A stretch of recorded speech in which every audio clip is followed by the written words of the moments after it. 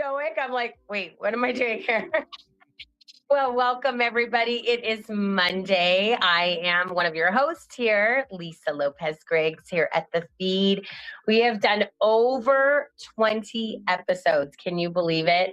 With the Faces of Epilepsy and the F.E.E.D. We started this community about 20 weeks ago, I think. And I want to thank my amazing producer, Michael Hall, and his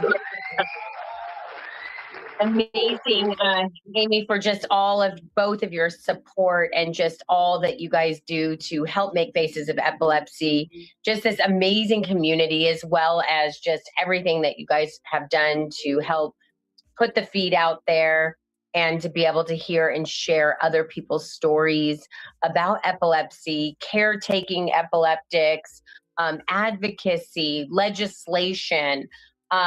We've covered dating. We've covered SUDEP, grief, loss, moving through so many things, mental health. And it's just been truly, truly amazing, and so grateful for that. Just wanted to come on here today real quick and just give a shout out to a few people. Wanted to shout out Harold Creekmore, Enrique, and his beautiful fiance.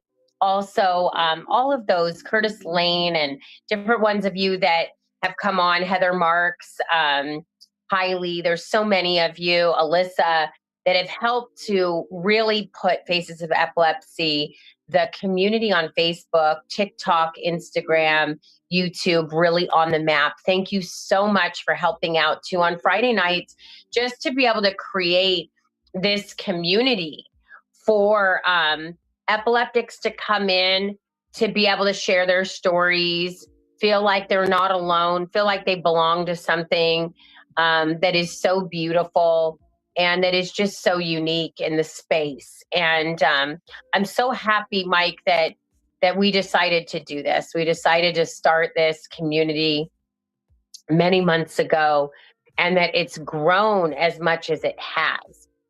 Every week we are growing, every single week. And we have grown now to over 1,500 in Faces of Epilepsy. And yes, Mike, I remember when it was like, oh, I just want to get to 100. Oh, we just want to get to 500, Mike. And then we're like, oh, we just want to get to 1,000. That was like such a big deal. I remember us, oh my gosh, we just want to break 1,000. Absolutely. And now we're on the other side of 1,500, and we're going to be approaching 2,000. Like, this is amazing. What do you attribute this to, Mike? A lot of things, a lot of, just our combined hard work is a lot of it, and consistency is key. And once again, it's Alyssa and Harold and Enrique and the work they're doing as well. And a lot of our other warriors in the group that actually keep it going, keep it in the feed, if you will, keep it active so other folks can see it and take part. Something that happened Friday night. And it was great because it happened to me, but I hadn't got to see it happen to someone else yet. And that is, we had Rudy the Boat Martinez on, very, very successful podcaster in his own right, single father, suffers from seizures. And, not the kind of guy that you ask to be on podcasts a lot, because he does his own and he's very busy. And you're like, unless we can kind of set a thing up that makes sense for both shows and working in time, I don't bother you, because we're both just busy guys, right? Yeah. And he was adamant when he found out we were doing. He's like, I really want to come on. And I was like, well, come on a Friday night and hang and see what you think.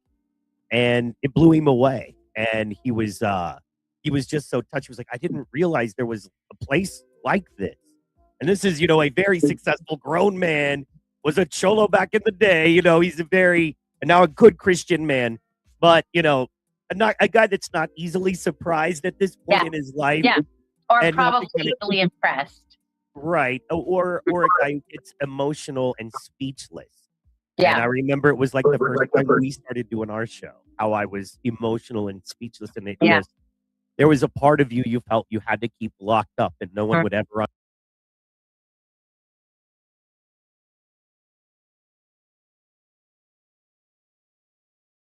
understand and you could never talk about, that now you can. And not only do people hear you, they understand and Yeah. good information and want you to be a part of the community. So I thank you for that, and I thank you for your work, consistency, and patience, and just all of it. Everything required for this to go provided for us. So thank you. Yeah. Thank you, Mike. I was just thinking when you were saying that, I was talking to a parent this morning who has a 4-year-old with epilepsy. And she said that the neurologist had in passing told them about SUDEP.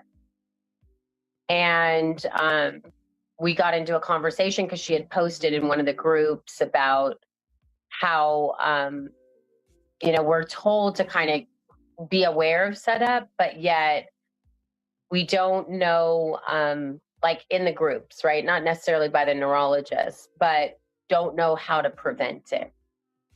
So I was having this whole conversation with her because obviously she's a young mom and she has a little boy that's 4 years old who is just recently diagnosed. And that just comes with a lot, it comes with a lot of insecurity of the future, of the quality of life that her son is going to have, especially around this topic of SUDEP. And I was thinking that when you said that, that I was having a conversation with her, that I will not let Faces of Epilepsy or the F.E.E.D die out, because I do this in memory, of my son's legacy and keeping his memory alive. So Faces of Epilepsy, I've done a lot of projects in my life. I've done a lot of projects. I mean, a lot of startups and just all kinds of different things, and many of them did not continue. They were either passed on to other people that have continued those things, podcasts, different things like that, or businesses, that have continued on. But this is different because this is true legacy for me. So I won't let it die. I won't let it go away. And I'll continue to champion, the work of advocacy in epilepsy for as long as I can, and certainly for as long as I'm alive. It won't be something, even with you guys doing what you did on Friday night, Mike, and I wasn't able to be there. I'm glad that there's leadership and there's people that care, about this community enough to step up and step in, and be a part of something that is such an incredible movement. And it is a true movement now. Well, and that's the key. Man, there's so many things on my mind, but just long story short, yeah, a couple of things there. When you build something large enough, it is a movement, and either it's about you and it's central to you, and without you, it doesn't roll. And that's okay if that's a thing, And then there are things that are movements, and you understand that they're bigger than you, and God put it on you to carry it. And I think you see that God has put something on you to carry.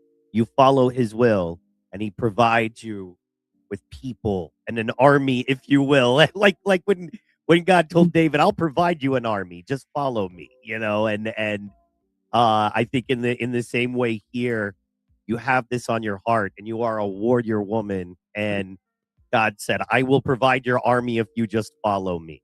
And now you're stuck with us, your army. And I'm sorry. I love it. I think it's awesome because you want people that, when I think of an army, it's like you want people that you can go to war with. And you got to find your tribe. Like the last 3 years, I've made so many changes in the quality of people, that I've had around me. And I think my tribe has changed significantly over those last 3 years. It's very, very interesting to me that people that were in my life years ago, a few years ago, are not in my life anymore. And even thinking about that this morning, I was like, gosh, sometimes you just feel stuck. You just feel kind of stuck and like almost like you just want to move on and move forward. But it's really, really important to have people around you that you feel like you can go to war with.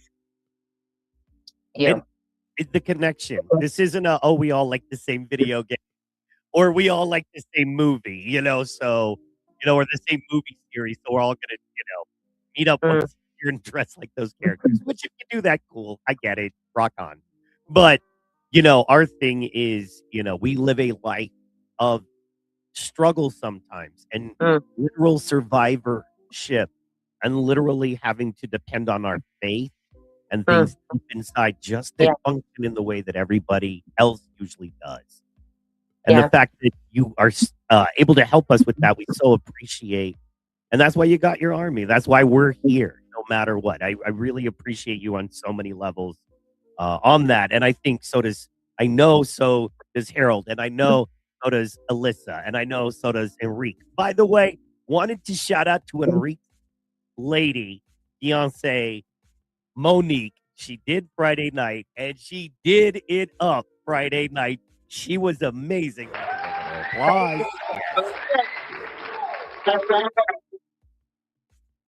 I love it. That's so awesome. Thank you so much, Monique, for doing that. And, we're still giving away beanies. We're still giving away Love My Melon, Love Your Melon beanies. We still have a few of those left. So keep inviting, keep, talking about the group, inviting, posting as much as you want. I love that there's so much involvement in the community and that people are really talking and sharing, and that's really cool. There's a lot still more that needs to be done. We also, Mike, we're getting some traction in some of the SUDEP groups where people, parents have actually lost their children to SUDEP or their spouses or siblings. And with the book that we're going to be putting together, Surviving SUDEP, what your neurologist won't tell you, I think it's going to be really, really awesome because there's so much content from people that their neurologists, they didn't hear this, they didn't hear that, but can add so much value into epileptics and their caretakers. And I think that's going to be amazing too. I think that's going to be awesome. I also noticed that you got a chance to see my son's content, Benjamin. And, he is obviously a sibling of, he lost his brother to epilepsy. And he has incredible content that he's pushing out right now in fitness, lifestyle, and his faith. So that's kind of what he's known for, is fitness, the natural way, and how to, do bodybuilding the natural way as a young person. His name is Benjamin Bennett, and he's got some great content that he just started that new Instagram, Mike, not too long ago. And I was like, we're not even halfway through the show, but we'll jump on him. I did want to mention just for a second, I wanted to hang real fast on the SUDEP groups and the Surviving SUDEP book that you're working on currently, because I know you haven't told a lot of people about it. You stay so busy a lot of times. You just do your thing and work and produce and create amazing things and bring people in. And, sometimes stuff needs proper promotion, right? And you're just a machine, right? On a mission. So I want to take a pause and just because I think this is the first we've actually really talked about it. Most of the time you have a guest, so you're giving that space. But for a moment, if you can kind of talk about for a second the vision behind this new project, what is on your heart, and kind of what you're doing there, and then we're gonna rock out. I got I got Benji pulled up. I got everything pulled up. We're gonna rock that out, and I'm so excited because I think you told me we're gonna be able pretty soon to have him on a show on a F.E.E.D show as a guest. We'll have him on. We're gonna have him on soon. And I might have to pull you aside his mom and do some interviewing myself because I know you're gonna be like, "Are you the greatest son ever, or the greatest son to ever be my son?" That's the question. Best son ever or greatest son ever? Where do you fall on that? Right. So, and I, and he has a ministry for dudes. I love that. He talks to dudes. He has a heart for young and older dudes. And I so I got dude questions I'd love to ask him. So he's so amazing. He's amazing. He's like the godliest man I know. Surviving SUDEP. So it kind of sounds like a oxymoron, like a paradox, and it really is, because surviving SUDEP, like, how do you do that, right?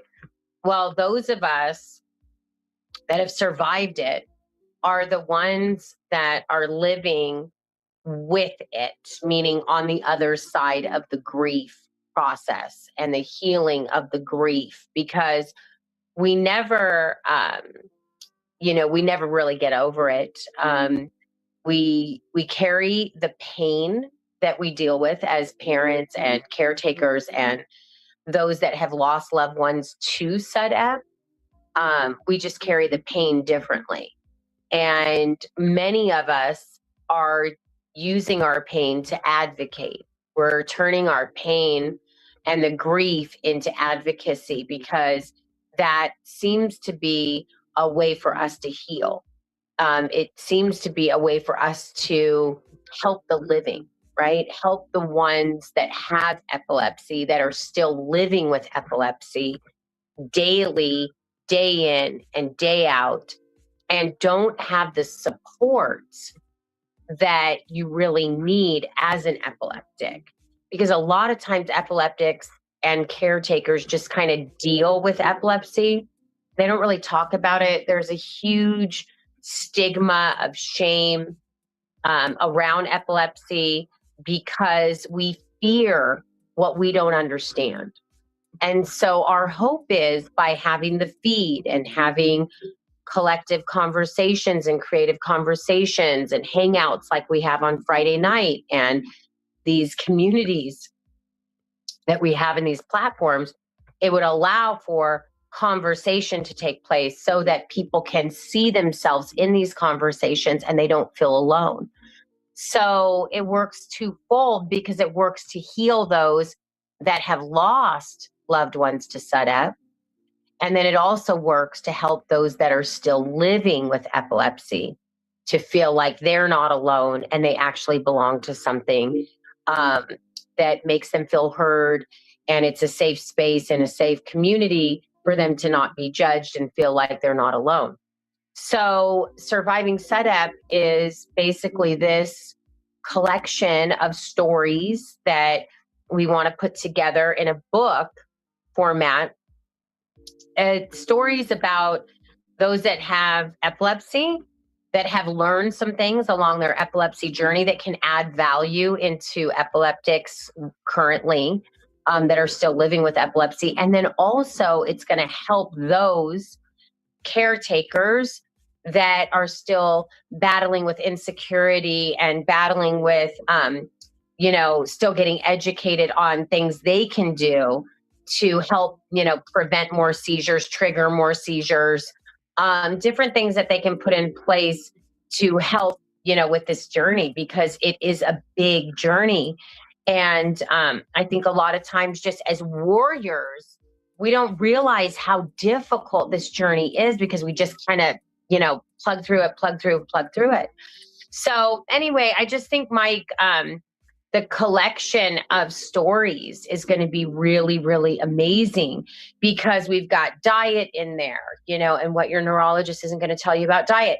We've got one mom that I talked to this morning that wants to talk all about the SAMI cams and why it is so important to have these cameras, and, we've got different ones talking about education and advocacy, grief processes that you can use to kind of work through your grief, and how you can actually use these processes to help you transition and be okay with the grieving process. Take your time, take it easy on yourself. So I think it'll be a great collection, Mike, from the community of those that have been affected by this.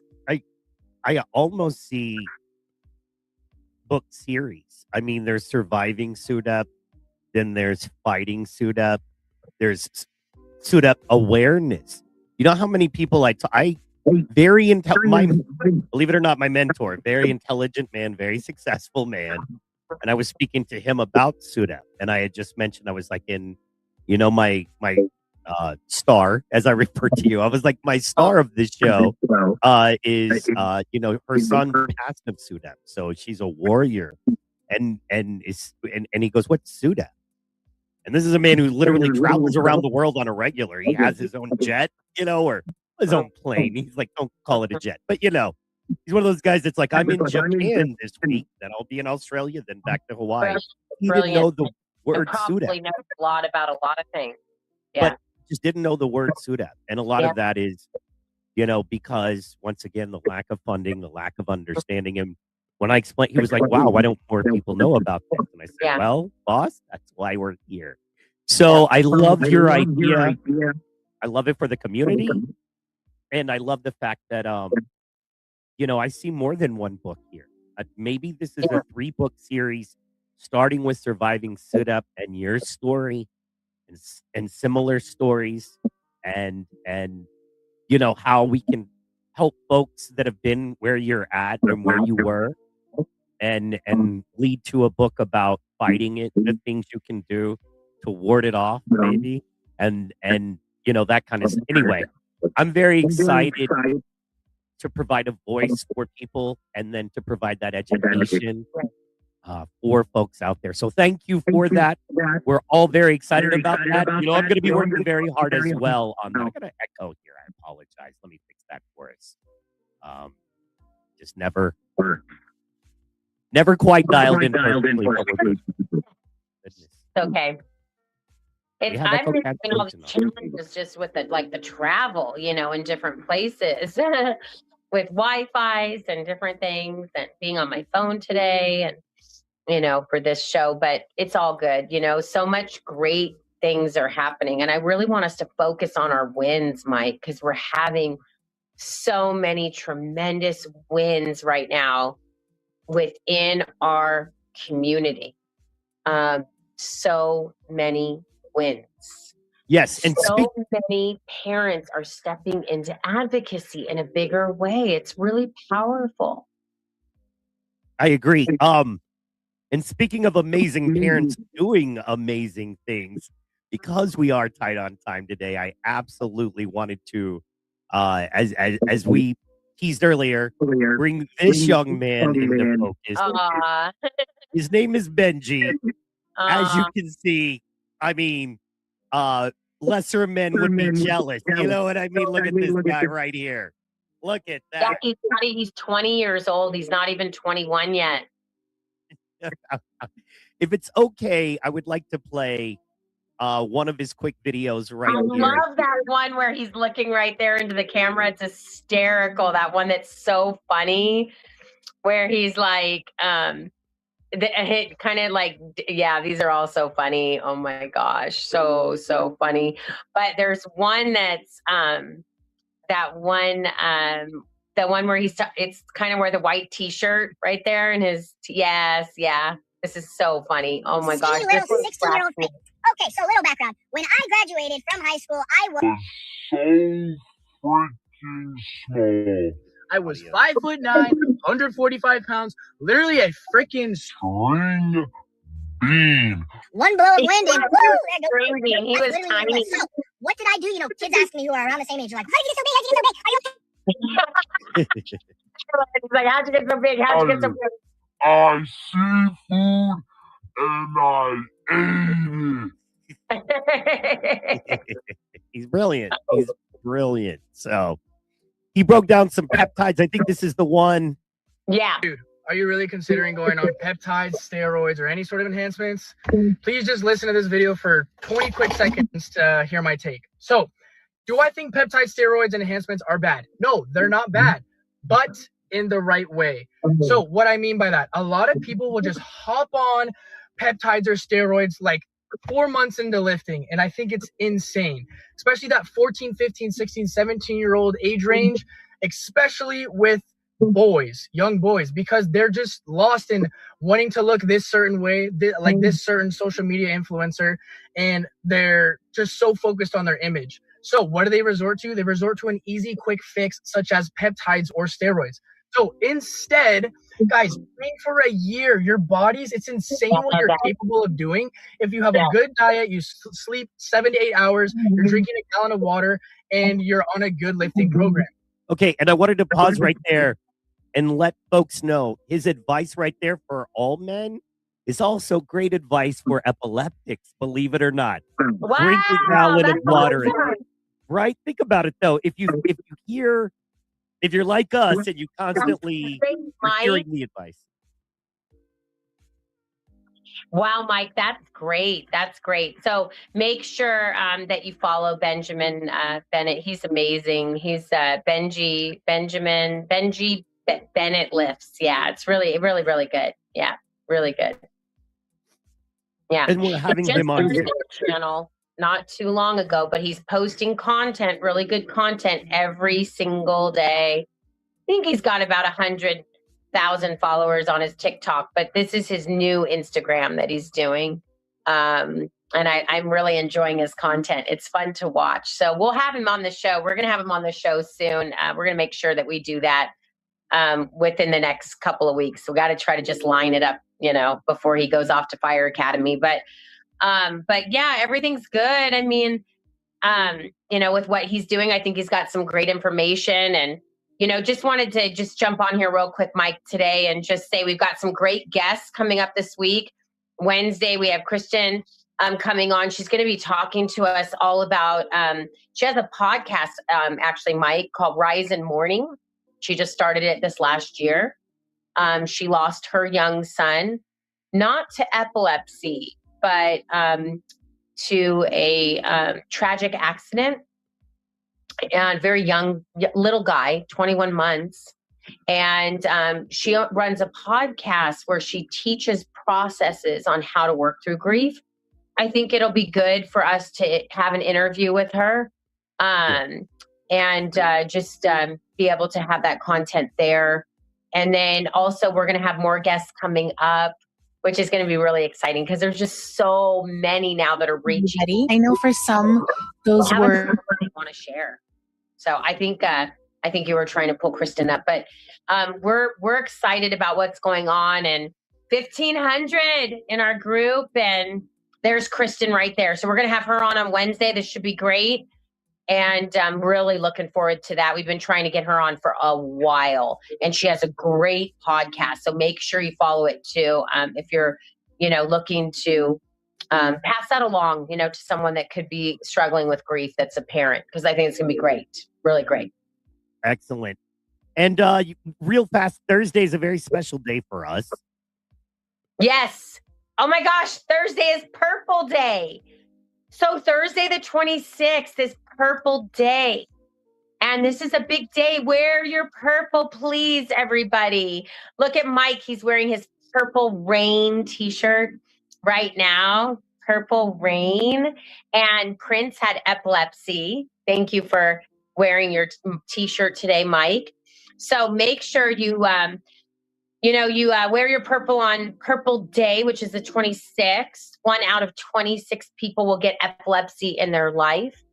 And that's why the 26th day of the month is a very important day. So make sure on Thursday you wear your purple to represent for epilepsy and epilepsy awareness on Purple Day.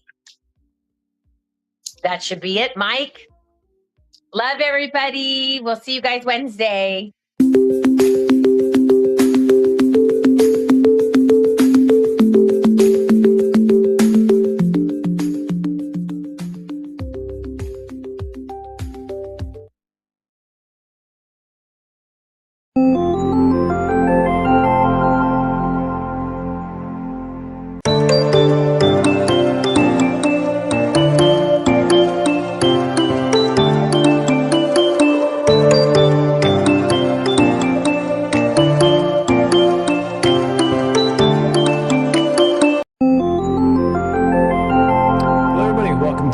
Monday live stream. A lot of things to go over, so let's just jump right into it. So first of all, I got the opportunity to once again visit the folks guys over at PCA Live, and it was another great show. I gotta say thanks to James for having me on. We talked a lot about of course, what's going on with the market, what's happening with Trump, which we're going to get to a little bit about altcoins and everything in between. And I have to tell you, it's always a fun one. CTO, James, and Marty. And I just want to give a shout out to everybody who joined us this early morning, and especially a shout out to @Silence3272 who says, just came here to make a derogatory comment about Marty. This man knows nothing. Rob doesn't know anything either, but at least he plays a clean game. And to Silence, I have to say, that's pretty good. So anyhow, thanks everybody who came in, and I appreciate it. Let's just jump into today's topic, which is Trump, and what I called on PC Live, which is TA, which is Trump analysis. That's all we need. And this was it's been making the rounds so far. It's over at Truth Social, where President of the United States comes out and says, look, I'm pleased to report the United States of America and the country of Iran have had, over the last 2 days, some really good and fair negotiations. And because of that, and that goodwill, we're going to stop bombing for a 5-day period, subject to the success of the ongoing meetings and discussions. Now, this is good news for the markets because they don't like ambiguity, they don't like to have any unknowns. And of course, there will be people that will say, like, oh, well, Iran is totally denying that there's even a discussion going on. That may be true,